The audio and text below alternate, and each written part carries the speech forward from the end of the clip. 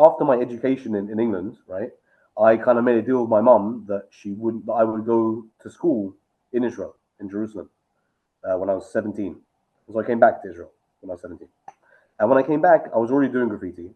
But I decided when I came back that I wouldn't do graffiti on these walls because this is an ancient city. And even though I was living outside the old city walls, but still the buildings there, 100, 200 years old, some of them. And I just felt it wasn't the right place. There wasn't a place for it. It wasn't so right. But eventually, so I started painting murals. That's how I went from graffiti to painting murals in the street. Because I realized, who am I to be tagging and doing kind of this graffiti?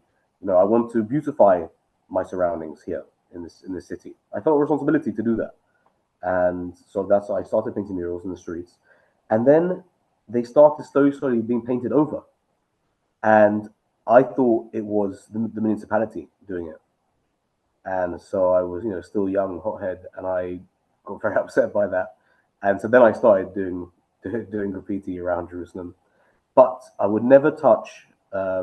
It's called Jerusalem stone. The walls which are made out of stonework. I would never touch an obviously ancient wall ever. You do have people who do graffiti on them sometimes, but it's quite rare. But a lot of the walls are concrete. There's still there's modern buildings everywhere, and there's concrete walls.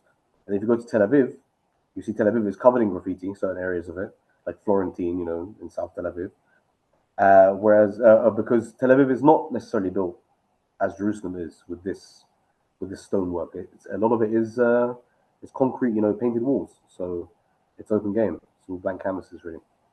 But Jerusalem is a sacred spot, and I've had people who've asked me, would I ever consider painting on the Western Wall?